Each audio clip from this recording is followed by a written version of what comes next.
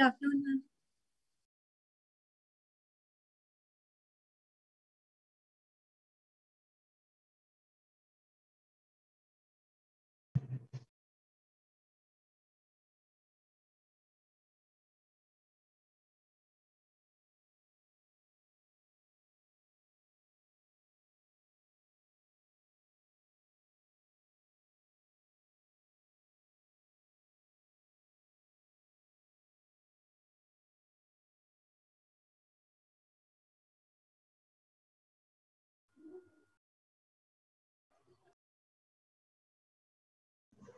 हाँ जी बच्चे,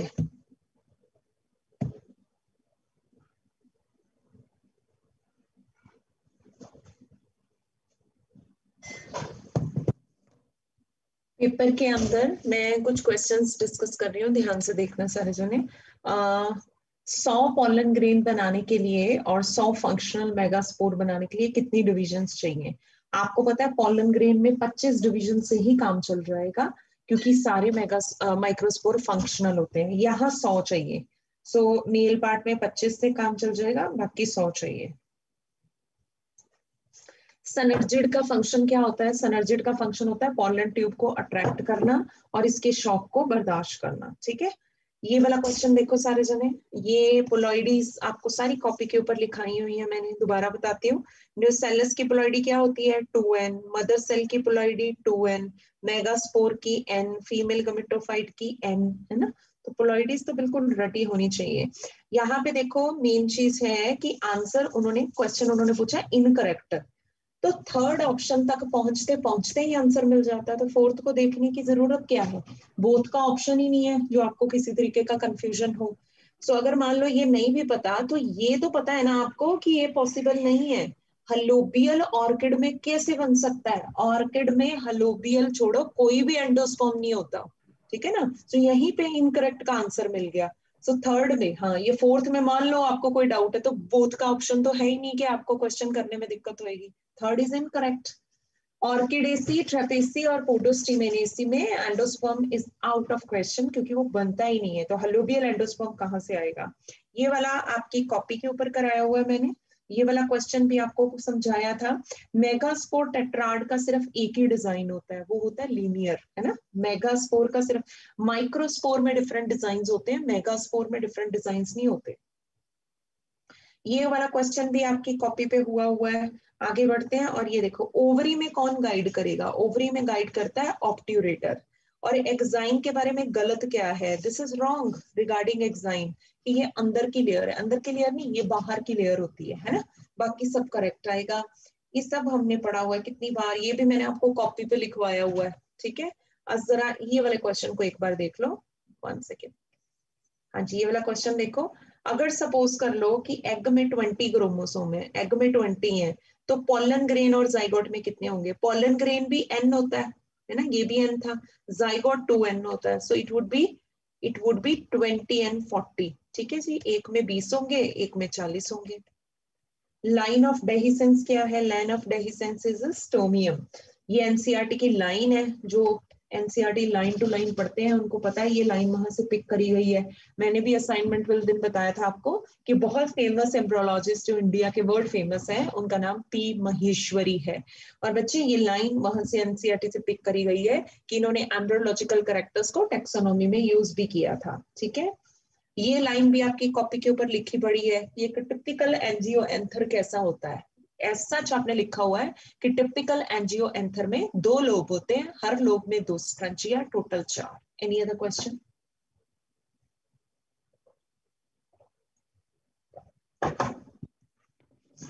हाँ जी मनन बोलो, क्वेश्चन नंबर बोलो। मैम 150। 150, एक मिनट। 150, आपकी आवाज नहीं आ रही बच्चे, अभी तो अनम्यूट हुआ। Ma'am 150 question number.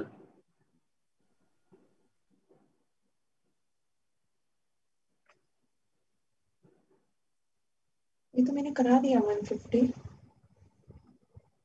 150 ma'am yes, इसका मैंने थर्ड आंसर ही मार्क किया था। हाँ तो थर्ड ही आंसर है, क्यों, क्या हो गया? मैम नहीं, रॉन्ग कर दिया उन्होंने। मतलब उन्होंने किन्होंने रॉन्ग कर दिया? मैम मेरे मतलब थर्ड आंसर है बेटा। Ma'am let me check. Ma'am देख आंसर की मैम मेरी रॉन्ग शो कर रही है थर्ड। देख लेते, वेट करना।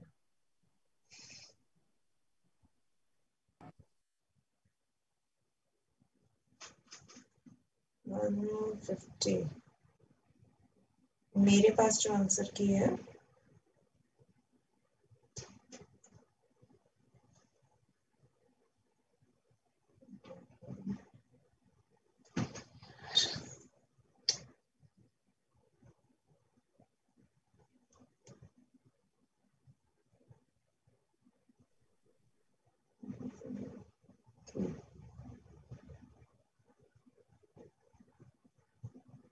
वन 150 का 3 आंसर है बेटे, और बड़ा क्लियर है। ऑर्किड में तो एंडोस्पर्म ही नहीं होता, तो लोबियल कहां से बनेगा? आप रीचेक करवाओ, आंसर 3 है इसका।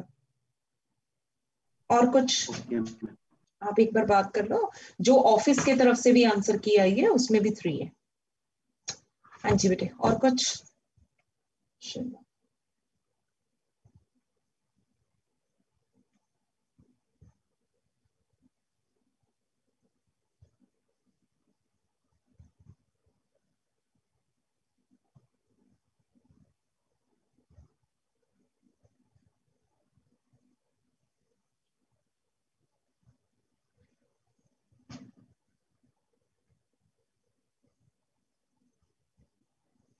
1 सेकेंड।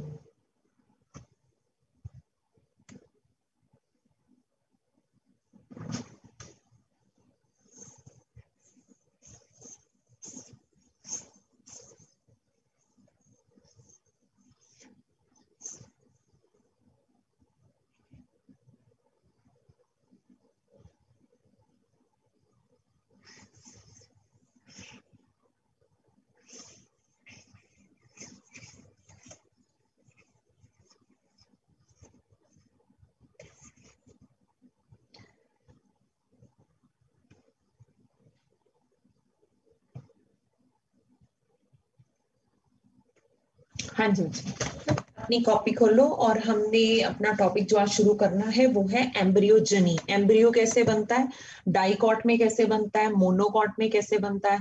डाइकॉट वाला हम डिटेल में करेंगे, मोनोकॉट वाला सिर्फ कंपेयर करेंगे, ठीक है।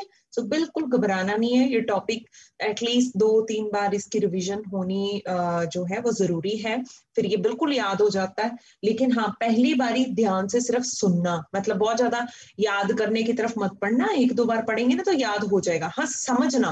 तो अपना फोकस जरा अभी ना समझने की तरफ और नोट करने की तरफ ज्यादा रखना, बाकी याद हो जाएगा जैसे ही हम 2-3 बार इसको रिवाइज करेंगे। खुशाबाश। Embryogeny, embryogeny.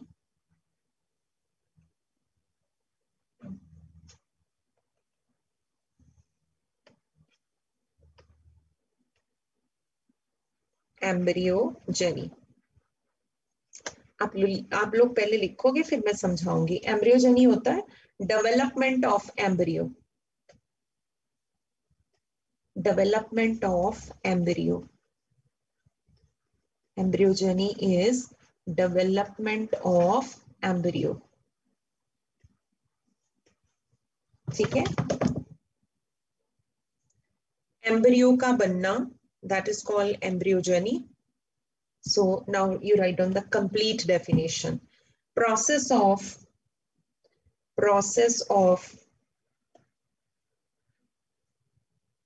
development of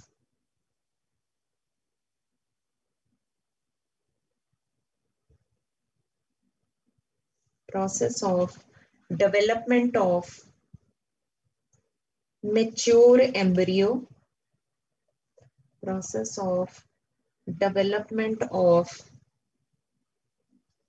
mature embryo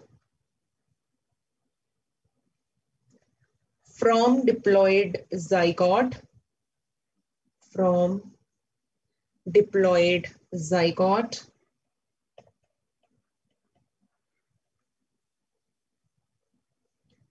is called embryogenesis, is called embryogenesis. Genesis. Next point. Embryo develops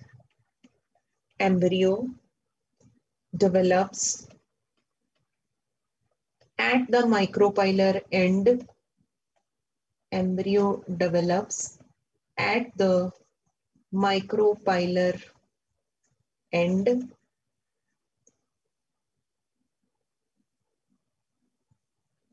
of the embryo sac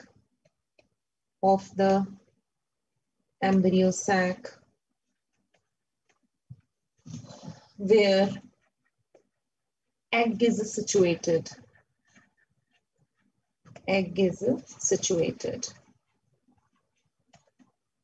So मुझे एक चीज बताओ कि एम्ब्रियो का बनना, अगर एम्ब्रियोजेनेसिस होती है या एम्ब्रियोजनी होती है, तो एम्ब्रियो कहाँ बनेगा? एम्ब्रियो वहीं बनेगा जिधर एग होता है।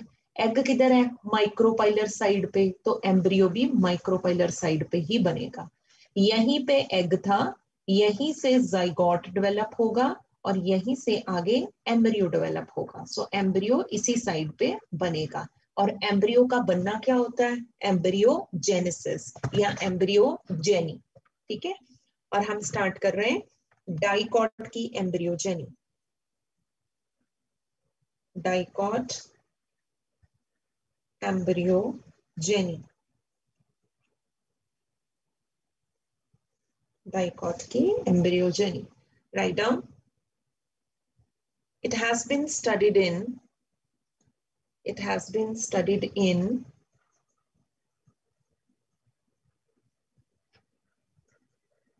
प्लांट का नाम लिख रही हूं, देखो याद आता है आपको। Studied in Capsella bursa pastoris. कौन है बुलाइए? शेफर्ड पर्स, है ना? कैप्सेला बर्सा पेस्टोरिस, जिसको हम शेफर्ड्स पर्स भी कहते हैं, और इसकी फैमिली है ब्रासिकेसी। फैमिली इज ब्रासिकेसी और क्रूसीफरी। Family is Brassicaceae or Crucifery. Hence, it is also called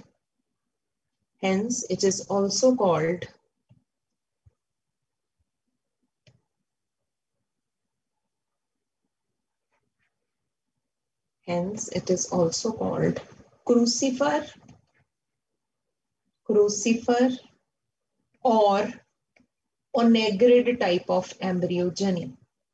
Crucifer or onegrid type of embryogeny.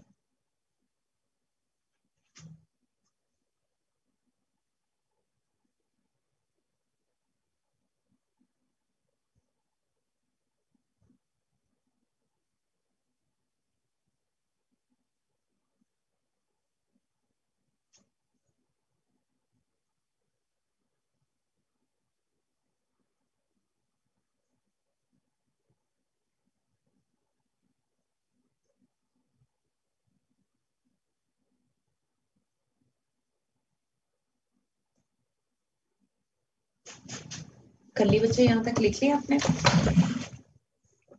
Yes ma'am. चलो, अब अपना पेन ड्रॉप कर देना और मुझे ध्यान से सुनना है, और जब तक मैं बोलूंगी नहीं तब तक आपने कुछ डायग्राम ड्रॉ नहीं करनी। सबसे पहले सीखो कि एम्ब्रियो का जो बनना होता है वो एम्ब्रियोजेनी होती है या एम्ब्रियोजेनेसिस होता है। एम्ब्रियोजेनी या एम्ब्रियो का बनना हमेशा माइक्रोपाइलर एंड पे होगा, बिकॉज आपको पता एग भी उधर ही था। सो वही जाइगोट बनेगा, वही एम्ब्रियो भी बनेगा। डाइकॉट में इसको पहली बार स्टडी किया गया था क्रूसीफर पौधे के अंदर, यानी सरसों की फैमिली के पौधे के अंदर। यू नो, सरसों की फैमिली के दो नाम है, पुराना क्रूसीफरी, नया ब्रासिकेसी। तो उसी के अंदर जो शेफर्ड पर्स है, यानी जिस पौधे को हम कैप्सेला बर्सा पेस्टोरिस कहते हैं, इसके अंदर इसको स्टडी किया गया। ये क्रूसीफरी का मेंबर है, सो इसको क्रूसीफर टाइप ऑफ एम्ब्रियोजेनी भी कह सकते हो। और बाद में ओनेग्रेसी फैमिली में भी स्टडी हुआ था, तो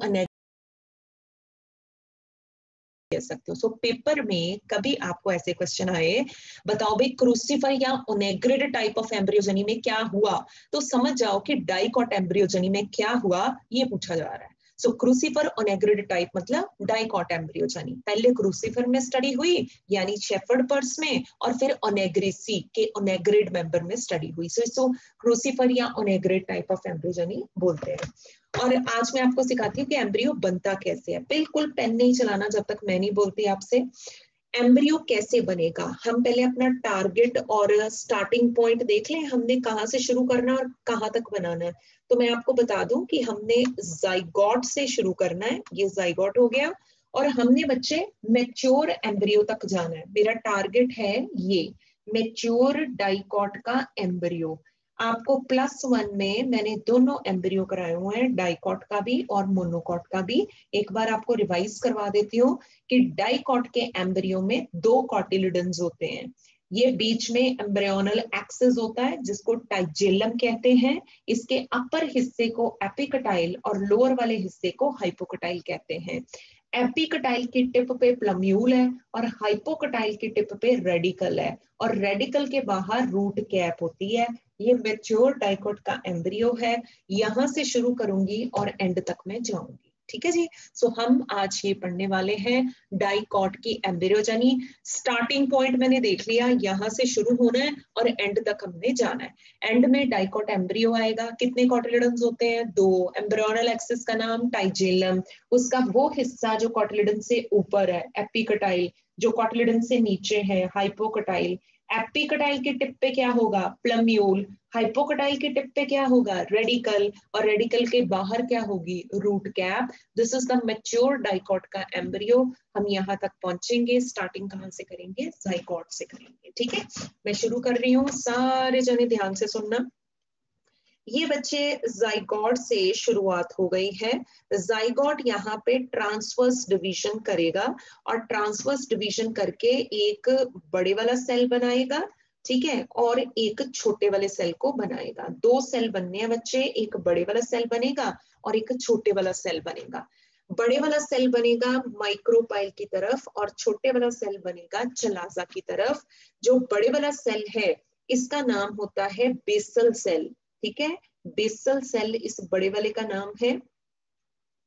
और जो चलाजा की तरफ बनता है इसका नाम एपिकल सेल या एम्ब्रियोनल सेल है। ये एम्ब्रियो को बनाएगा। So apical cell is basically the embryonal cell, ठीक है। चलो और आगे बढ़े। जो बेसल सेल है ये बार बार डिवाइड करेगा। जो बेसल सेल है ना ऊपर वाला, ये बार बार ट्रांसवर्स डिवीजन करेगा और बार बार ट्रांसवर्स डिवीजन करके बेसल सेल को, थोड़ा सा मैं छोटा कर रही हूँ, ध्यान से देखो, वेट करना है, ये इतना कर देते हैं ताकि क्लैरिटी बनी रहे। ये बेसल सेल है। बेसल सेल बार बार ट्रांसवर्स डिवीजन करेगा और बार बार जब ये ट्रांसवर्स डिवीजन करेगा तो ऐसे करके एक फिलामेंट बनाने की शुरुआत कर देगा। और जो नीचे वाला सेल आप देख रहे हो ये 3 बार डिवाइड करेगा और 8 सेल को बनाएगा। 4 सेल यहाँ पे एक लेयर में अरेंज्ड होते हैं और 4 सेल यहाँ पे एक लेयर में अरेंज्ड होते हैं। हम इनको एपीबेसल टियर और हाइपोबेसल टियर कहते हैं। और फिर ग्लोबुलर स्टेज आ जाएगी, ठीक है जी। सो मैं कुछ बताती हूँ, सारे जने जरा ध्यान अपना बना के रखना इसकी तरफ।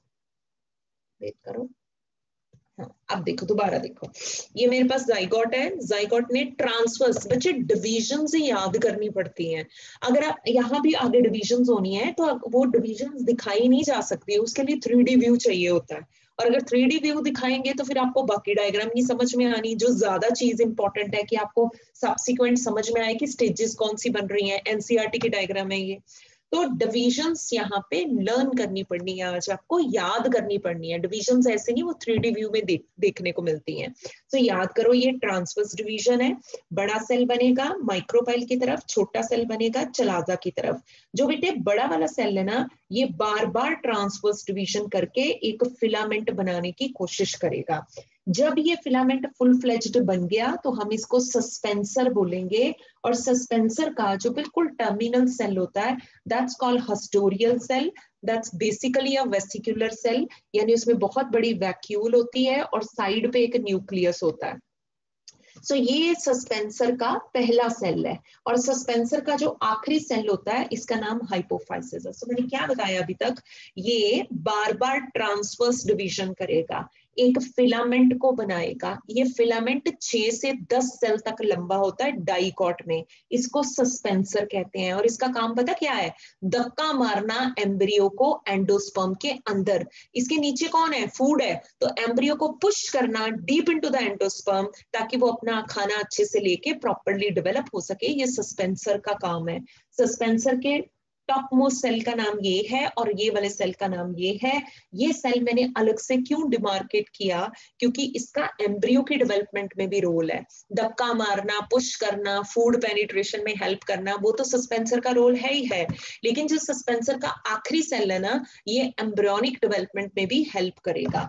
और ये सारी ड्यूटियां यहीं पे लग जाएंगी। चलो ये तो सस्पेंसर तो हो गया, कुछ हद तक आप समझ गए कि सस्पेंसर क्या होता है, उसके पहले आखिरी सेल का नाम क्या है, उसका फंक्शन क्या है, और यहाँ क्या सस्पेंसर एम्ब्रियोनिक डेवलपमेंट में रोल प्ले करेगा, करेगा, है उसका थोड़ा सा कंट्रीब्यूशन ये वाले सेल का, जिसको मैंने ऑरेंज कलर से दिखाया, सस्पेंसर का आखिरी सेल। आगे बढ़ते हैं। ये एपिकल सेल का क्या हुआ, यही तो बेसिकली एम्ब्रियो बनाने वाला था, इसका क्या हुआ। So it will undergo 3 divisions, 2 vertical और एक ट्रांसवर्स डिवीजन होगी। अब जैसे मैंने बोला ये आपको लर्न करना पड़ेगा, पर हाँ इतना तो इमेजिन आप कर सकते हो ना कि किसी सेल को अगर मैं ऐसे 3 बार डिवाइड करवाऊं तो कितने टोटल सेल बनेंगे। पहली डिवीजन में 2 हो जाएंगे, फिर आगे दोबारा डिवाइड करेगा 4 हो जाएंगे, एक और डिवीजन होगी 8 हो जाएंगे। सो कुल मिला के यहाँ ऑक्टेंट स्टेज बन जाती है। ये देखो 8 सेल दिखाई दे रहे, 4 एक लेयर में है, 4 एक लेयर में है। जो सेल एक लेयर में होते हैं इनका नाम होता है हाइपोबेसल टियर। ये बच्चे एपीबेसल टियर है। ये रीजन आपको अभी समझ आ जाएगा कि इसको एपीबेसल क्यों बोल रहे हैं। So this is epibasal tier, और टियर का मतलब होता है लेयर बेसिकली, और this is called hypobasal tier. मैं इसको इधर ही शो करती हूँ ताकि डायग्राम कंजस्टेड सी ना हो। सो इसको थोड़ा ऊपर की तरफ शो करें। ये देखो ये हाइपोबेसल टियर आ गया। सो 8 सेल बने हैं बच्चे, ये ऑक्टेंट स्टेज होती है, हाइपोबेसल टियर और ये एपीबेसल टियर, और कुल मिला के हम इस स्टेज को क्या बोलते हैं, ऑक्टेंट स्टेज है ये। This is octant stage. Let me right. ठीक है जी। आप जब कॉपी पे लिखोगे ना तब मैं इसको ड्रॉ करूंगी। ऑक्टेंट स्टेज अभी याद करो, वो मिक्स ना हो जाए, क्योंकि मुझे अभी ये लेबलिंग आप लोगों को समझानी है। सो मैं दोबारा बोलती हूँ, एपिकल सेल था, 3 डिवीजन करेगा, 2 वर्टिकल 1 ट्रांसवर्स। अब एक सेल को 3 बार डिवाइड करोगे तो 8 सेल बनेंगे, ये बन गई ऑक्टेंट स्टेज। 8 सेल में 4 एपीबेसल है, 4 हाइपोबेसल है, और आपको पता है यहीं से ड्यूटियां लग जाएंगी, भाई किसने क्या बनाना है। एपीबेसल टियर एम्ब्रियो का अपर हिस्सा बनाएगा, हाइपोबेसल टियर एम्ब्रियो के लोअर हिस्से को बनाएगा। ठीक है, ये जितना हिस्सा आप ऊपर देख रहे हो ना, प्लम्यूल, कॉटिलिडन, एपिकटाइल, ये सब इसकी रिस्पॉन्सिबिलिटी है। और ये जो आप हाइपोकटाइल देख रहे हो ना, ये इसकी रिस्पॉन्सिबिलिटी है। पुत्र जी एम्ब्रियो तो पूरा बड़ा ही नहीं है ना, मैं कह रही हूँ जी इसने अपर पोर्शन बनाना है, इसने ये डंडी बनानी, तो ये तो बच गया, छिटपुट बच गया, रेडिकल बच गया, रूट कैप बच गई। तो फिर जरा अंदाजा लगाए किसको करना पड़ेगा। तो फिर जरा अंदाजा लगाते हैं और देखते हैं किसको करना पड़ेगा।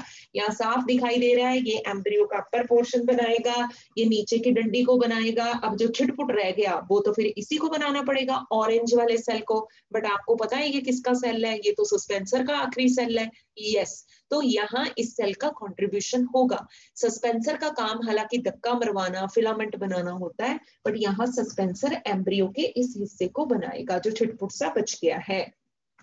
पर ये तो काम देखो, मैंने ड्यूटियां लगा दी भाई, ये तू बना ले, ये तू बना ले, है ना, ऐसे थोड़ी होगा, उसके लिए मेहनत भी तो करनी पड़ेगी। और ये गिनती के 8 सेल हैं और ये एंड तक मल्टी सेलुलर स्ट्रक्चर है। इसका मतलब टारगेट तक पहुंचने के लिए अभी तो बहुत मेहनत करनी पड़ेगी। This is multi cellular structure and these are only 8 cell. That means इनको बहुत डिवाइड करना पड़ेगा। आई होप आप लोगों को याद है कि एक डिवीजन होती है ऐसे पेरिक्लाइनल और एक डिवीजन होती है ऐसे एंटीक्लाइनल, है ना। ये सब तरीके से डिवाइड करेगा और डिवाइड कर करके एक पूरे मास को बना लेगा। ये ग्लोबुलर स्टेज होता है जिसमें एम्ब्रियो पूरा गोल नजर आता है विद लॉट्स ऑफ सेल, बहुत सारे सेल बन जाते हैं। सेलों के इस मास को टिश्यू बोलेंगे ऑफ कोर्स। ये बाहर का टिश्यू हो जाएगा, मिडल टिश्यू, ये अंदर टिश्यू। जिनको एनाटॉमी याद है उनको पता है ये टर्म हम टिश्यूज में यूज करते हैं। बाहर के टिश्यू को इन दोनों में से किसी भी नाम से बुला लो, प्रोटोडर्म, डर्मेटोजन। बीच वाले टिश्यू को बोलो मिडल ग्राउंड मेरिस्टेम या पेरिबलम, और सेंट्रल टिश्यू को बोलो प्लेरोम या प्रोकैम्बियम।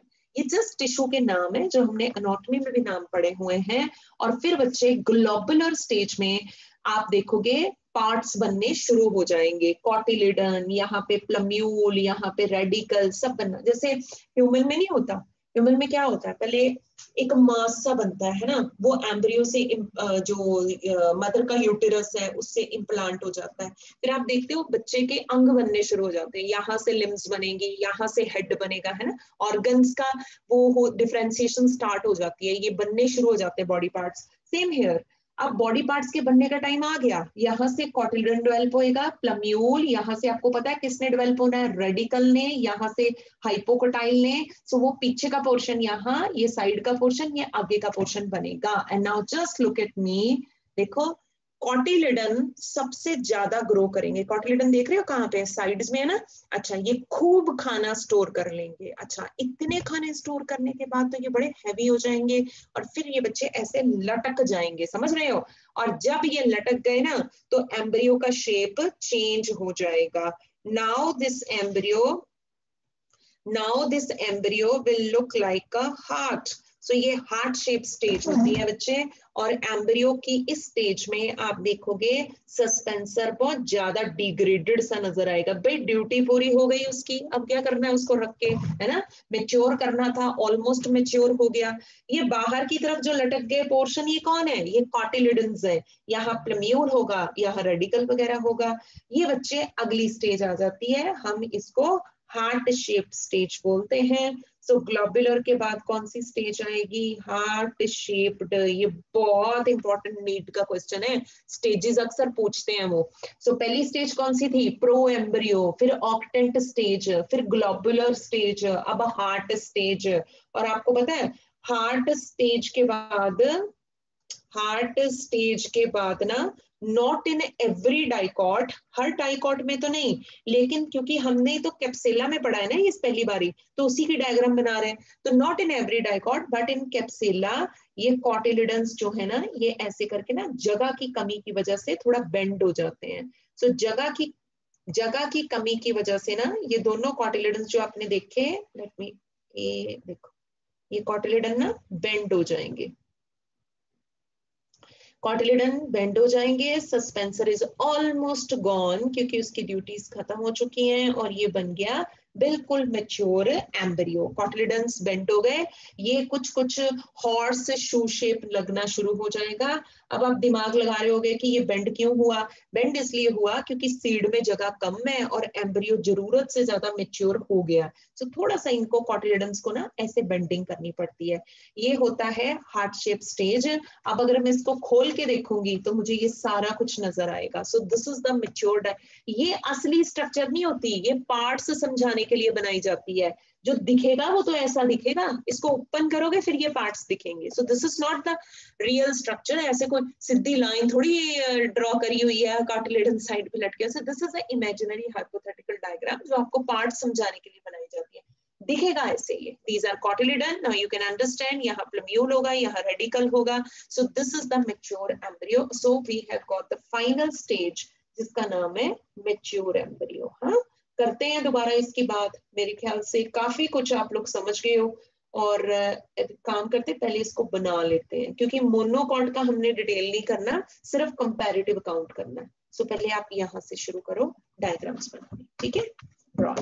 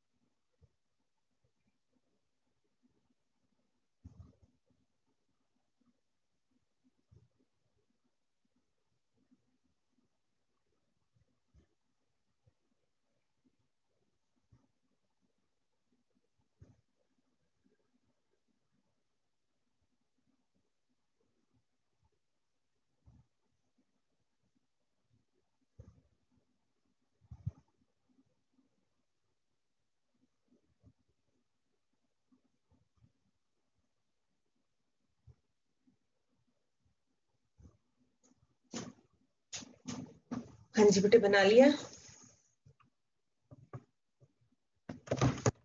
Please wait. हाँ जी।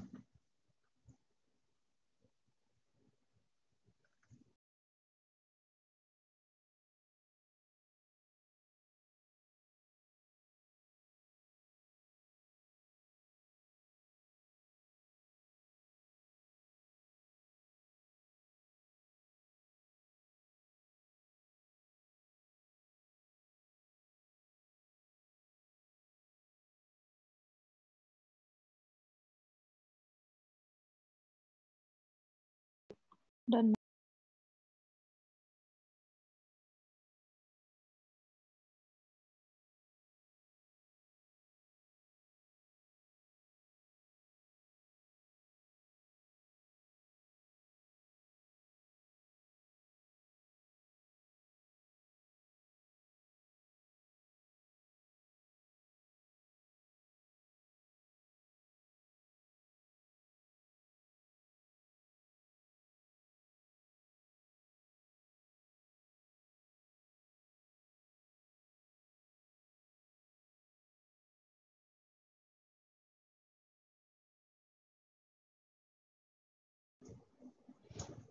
चलो भैया आगे बढ़ते हैं, और मैं आपको एक और इस हिस्से को रिवाइज करें इससे पहले मैं आपको एक और चीज बताती हूँ।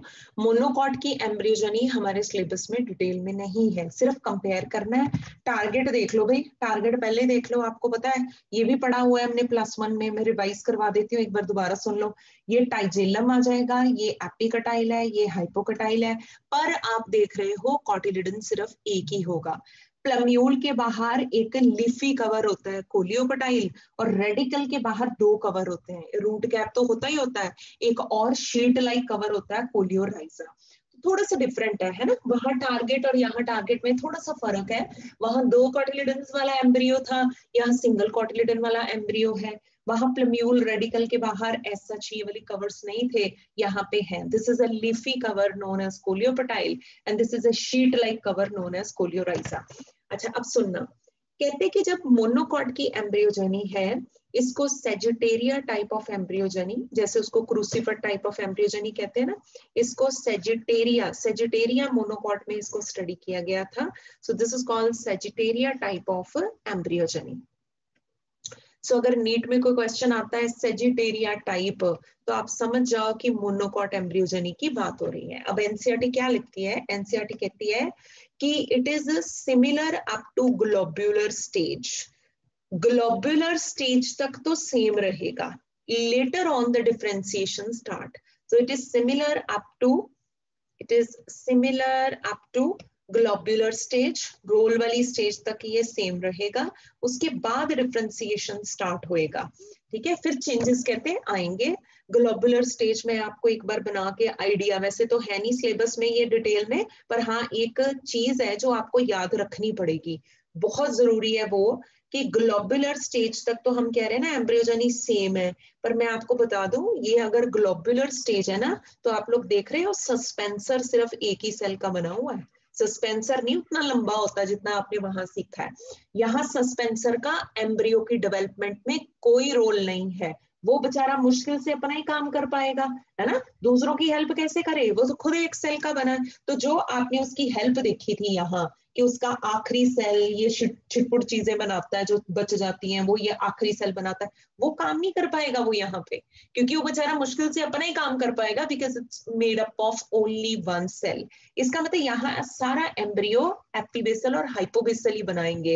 एपिबेसल बनाएगा अपर पोर्शन, हाइपोबेसल बनाएगा नीचे का सारा पोर्शन, कुछ भी छोड़ा नहीं जा सकता सस्पेंसर के भरोसे, क्योंकि सस्पेंसर यहाँ पार्टिसिपेट नहीं करेगा, because it is made up of only 1 cell. ठीक है, अच्छा आप मुझे ये बताओ, फिर कहते हैं कि आगे की जो स्टेजेस है ना वो थोड़ी डिफरेंट है, मतलब डिफरेंसेस आने शुरू हो जाएंगे। चलो मैं एक सीधी चीज बोलती हूँ आपको, कि यहाँ हार्ट शेप स्टेज नहीं आएगी। कोई मेरे को रीजन बता सकता क्यों नहीं आएगी हार्ट शेप?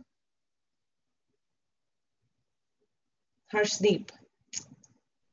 मैम क्योंकि यहाँ पे एक ही कोटिलेडन होता है और रिजर्व फूड भी कम होता है। अक्षिका, रिजर्व फूड तो बेटे अच्छा खासा होता है, एंडोस्पर्मिक सीड्स होते हैं ना ये, तो अच्छा खासा फूड। अक्षिका मैम क्योंकि यहाँ पे कॉटिलिडन तो होता ही एक है, और जब हमने उसमें पढ़ा था कि दोनों कॉटिलिडन्स हैवी होने की वजह से बेंड हो जाते हैं, बट यहाँ पे इतनी प्रॉपर बेंडिंग नहीं हुई। बिल्कुल ठीक है। आपने भी जो बेटे पहले आंसर किया उसमें एक पार्ट ठीक है आपका भी। कॉटिलिडन्स दो है ही नहीं तो बाहर आके हार्ट कैसे बनाएंगे? सिंगल तो कॉटिलिडन है। हार्ट तो तब बनता है जब दोनों कॉटिलिडन्स बाहर की तरफ लटक जाएं आफ्टर स्टोरिंग फूड। फूड यहाँ भी अच्छा खासा बन सकता है, हाँ, पर ऐसे दो कॉटिलिडन नहीं लटकेंगे ना, ठीक है? जो सिंगल कॉटिलिडन करेगा वो मैं आपको बताती हूँ अभी, पर दो कॉटिलिडन नहीं लटक सकते बिकॉज है ही नहीं है। सो दैट मीन्स यहाँ पे हार्ट शेप स्टेज नहीं आएगी, ठीक है जी। अच्छा फिर एक काम करते हैं, मैंने तो पिछली स्लाइड में भी बोला कि ये तो इमेजिनरी डायग्राम होती है पार्ट से समझाने के लिए, दिखता ऐसे है, तो ऐसे ही हम लोग ये इमेजिनरी डायग्राम ले रहे हैं। अब दिखेगा कैसे? तो वो एक डायग्राम है जो +1 में बहुत अच्छे से आप लोगों ने करी हुई है। मैं अब देखती हूँ किसको याद आती है कि ये डायग्राम हमने किस हेडिंग के अंडर करी थी।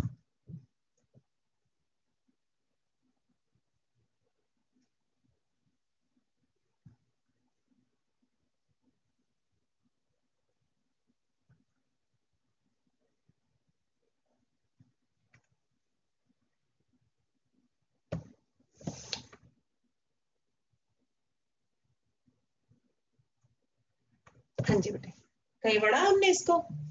Yes ma'am. कहाँ पढ़ा अक्षिका, बोलो। मैम मेज ग्रीन जब हम कर रहे थे तब पढ़ा था। ठीक है बच्चे। Any other? हर्षदीप आया याद आपको?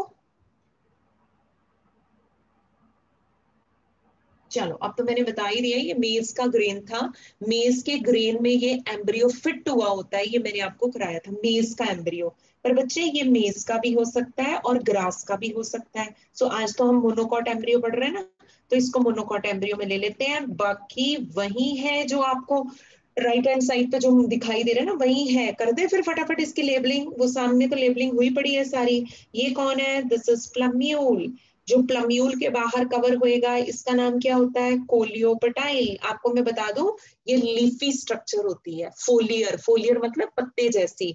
और यहाँ पे ना पत्ते बनने स्टार्ट भी हो जाते हैं कभी कभी, because you know it's going to form shoot system in future. तो यहाँ लीफी प्राइमोडिया नजर भी आने शुरू हो जाएंगे, मतलब जो इसने आगे चल के करना है ना उसका काम भी आपको स्टार्ट होता नजर आएगा। This sheath is called, this foliar cover is called coleoptile. और ऐसा ही एक कवर यहाँ पे भी होता है, you know this cover is called coleorhiza. आप सिंगल आर भी यूज करते हो, डबल आर भी कर सकते हो। अच्छा एक और कवर होना है यहाँ पे, कौन सा वाला? वो देखो बना पड़ा, रूट कैप होगी। और ये दोनों के दोनों कवर किसके अराउंड है? ये कौन है? This is radical. सो कुल मिला के वही वाली स्ट्रक्चर है। तो फिर आप समझ गए कि ये कॉटिलिडन है और ये बहुत ही मैसिव फूड कंटेनिंग कॉटिलिडन होता है। नाम है इसका स्क्रूटैलम, ठीक है जी। सो कुल मिला के दोबारा बोलूं तो ये एक इमेजिनरी डायग्राम है to make you parts, to make you understand the different parts, पर ये दिखेगा ऐसे, है ना, लाइक, ठीक है जी। अच्छा एक मिनट मेरी तरफ देखना जरा ध्यान से। ये देखो, अक्षिका हैंड डाउन करो जरा। हाँ अब देखो, ये ऐसे है, मतलब अगर आप, ये प्लम्यूल है तो आपको पता है साइड पे सिंगल क्या है? कॉटिलिडन है। ये प्लम्यूल है ना, बाकी भी आप इमेजिन कर सकते हो, ये प्लम्यूल है, ये कॉटिलिडन। यहाँ कॉटिलिडन काफी मैसिव होके ना प्लम्यूल को धक्का मार के साइड पे कर देता है और खुद टिप पे दिखने की कोशिश करता है। तो जो टर्मिनल था उसको थोड़ा साइड पे कर देता है और ये खुद साइड पे था, ये टर्मिनल आने की कोशिश करता है, समझ रहे हो? सो कॉटिलिडन ने यहाँ ना धक्का मारा है, तभी सारा कुछ टेढ़ा हो गया है। यहाँ पे देख रहे हो आप, ये एम्ब्रियोनल एक्सिस था, यहाँ टेढ़ा है, तो सारा कुछ ही टेढ़ा हो गया है ना। प्लम्यूल, रेडिकल, कोलियोपटाइल, ये सारी स्ट्रक्चर को किसी ने तो पुश करा। ये बच्चे कॉटिलिडन ही पुश करता है, कॉटिलिडन ही पुश करता है। ये शील्ड शेप का कॉटिलिडन होता है। तलवार के वार को सहने के लिए जो प्लेट आगे करी जाती है उसको हम शील्ड शेप कहते हैं। ऐसा स्क्रूटैलम कॉटिलिडन होगा, इसका नाम होता है स्क्रूटैलम, ठीक है। अच्छा एक और थोड़ा सा चेक करें, ये क्या आउटग्रोथ थी जो मैंने साइड पे बनाई थी? अब जरा कोई हैंड रेज करो, ये साइड पे भी कोई आउटग्रोथ लग रही है मुझे। और कोई स्टूडेंट बच्चे? अक्षिका, गौरीश, वसुधा। वसुधा आप बताओ बच्चे। मैम ये सेकंड कॉटिलिडन है जो ज्यादा डेवलप नहीं हुआ। हर्षदीप? मैम ये रिमेन्स है मैम सेकंड कॉटिलेडन के, जो एवोल्यूशन के दौरान मैम डेवलप नहीं हुए मैम। गौरीश जिंदल? एपीब्लास्ट में। शाबाश। So I was actually looking for the name, बाकी कॉन्सेप्ट सबको आता है, सबको याद है। आई एम हैप्पी कि ये सेकंड कॉटिलिडन के रिमेन्स होते हैं। ये जो सेकंड कॉटिलिडन के रिमेन्स हैं इसको एपिब्लास्ट बोलते हैं। अब मैं आपको बता दूं कि अगर तो ये मेज का ग्रेन है फिर तो ज्यादा ये एपिब्लास्ट वगैरह बहुत क्लैरिटी से नहीं दिखेगा, हाँ, पर अगर ये ग्रासेस वगैरह हुई ना फिर एपिब्लास्ट बहुत क्लैरिटी से दिखता है। सो मैंने तो मोनोकॉट का एम्ब्रियो लिखा ना, ये मेज भी हो सकता है, ग्रास भी हो सकता है ना। So epiblast is the remain of second cotyledon। ये देखो दूसरे कॉटिलिडन के रिमेन है ये। मोनोकॉट एडवांस होते हैं, डाइकॉट से बने थे। कैसे बने थे? एक कॉटिलिडन गायब हो गया था, पर हमें उस कॉटिलिडन के रिमेन देखने को मिल सकते हैं, specially in case of grasses, और इन रिमेन्स को हम एपिब्लास्ट कहते हैं। आज का हमारा बस इतना ही टॉपिक है, ठीक है जी। सो रिवीजन करने से पहले आप इसको नोट कर लो, ठीक है, फिर हम एक बार थॉरो रिवीजन करते हैं। That's all.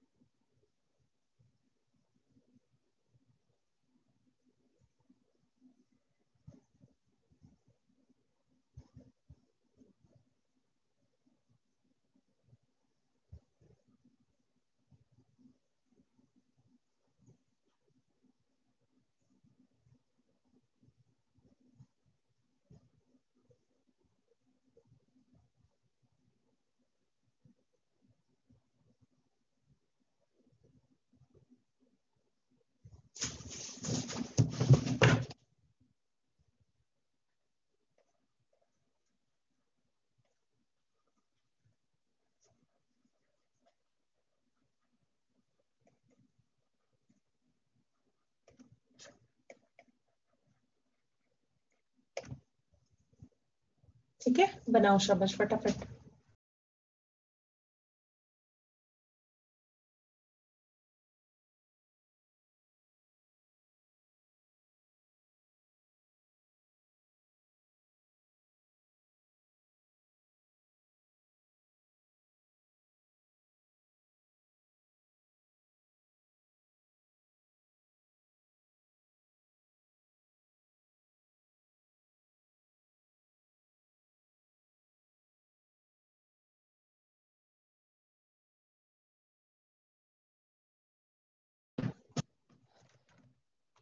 चलो जी, एक बार मैं वैसे तो हैंड डाउन कर लो बच्चे, मैं एक बार आपको रिवीजन करवा रही हूँ। बाकी घबराना नहीं है, कल भी हमने इसकी रिवीजन करनी है। ये 2-3 बार पढ़ना पड़ता है फिर याद होता है। सो समझ लिया है मुझे लगता है आप लोगों ने, सो ध्यान से सुन लो दोबारा। कहते कि जो जाइगोट होता है जब वो एम्ब्रियो में कन्वर्ट होएगा, डेवलप होएगा, तो इसको एम्ब्रियोजेनी या जेनेसिस बोलेंगे, क्योंकि माइक्रोपाइल की तरफ ही जाइगोट बना था तो एम्ब्रियो भी उधर ही बनेगा। Embryogenesis occur at the micropylar and. Egg भी उधर ही था, जाइगोट भी उधर, तो फिर एम्ब्रियो भी उधर ही बनेगा। डाइकोट एम्ब्रियोजेनी को क्रूसीफर या ओनेग्रिड टाइप, और मोनोकॉट एम्ब्रियोजेनी को हम सेजिटेरिया टाइप बोलते हैं। सबसे पहले इस पौधे में शेफर्ड बर्ड्स में इसको स्टडी किया गया था। ये ब्रासिकेसी या क्रूसीफरी का मेंबर है तो क्रूसीफर टाइप, और बाद में ओनेग्रेसी फैमिली में भी स्टडी किया गया था तो ओनेग्रिड टाइप भी बोलते हैं। इसमें होता क्या है, ये जाइगोट है, ट्रांसवर्स डिवीजन करेगा, माइक्रोपाइल की तरफ बड़ा वाला सेल और चलाजा की तरफ छोटा वाला सेल बनेगा। ये जो छोटा सेल है ना, ये एम्ब्रियो का सेल है, एम्ब्रियोनल सेल है, ठीक है जी। बड़े वाला सेल बार बार ट्रांसवर्स डिवीजन करेगा और एक लंबे से फिलामेंट को बनाएगा, जिसका काम है एम्ब्रियो को पुश करना डीप इनटू द एंडोस्पर्म, ताकि ये अच्छे से खाना ले सके। ये फिलामेंट का नाम होता है सस्पेंसर। सस्पेंसर के टर्मिनल वेसिक्यूलर सेल को हस्टोरियल सेल कहते हैं, और उसके आखिरी सेल को हाइपोफाइसिस कहते हैं। तो इस पूरे लंबे फिलामेंट का नाम क्या है? सस्पेंसर। ठीक है, मैं आपको ना एक डायग्राम दिखाती हूँ। एक मिनट,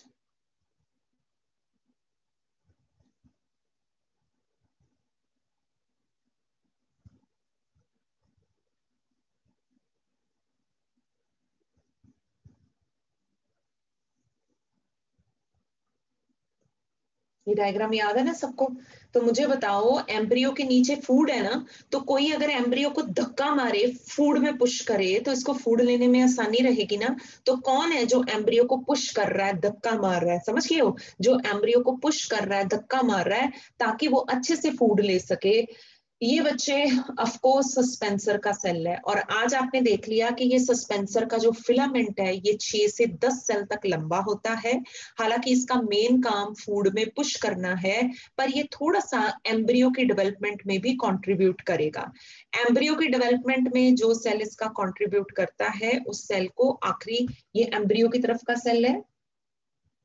हाँ जी, कौन सा सेल है? इसका काम है फूड पे पुश करना, पर ये सेल एम्ब्रियो की डेवलपमेंट में भी रोल प्ले करेगा। नाम क्या है इसका? हाइपोफाइसिस। चलो शुरू करते हैं। एम्ब्रियोनल सेल 3 बार डिवाइड करेगा, 2 वर्टिकल, 1 ट्रांसफर। और एक सेल को अगर 3 बार डिवाइड कराया जाए तो 8 सेल टोटल बनते हैं।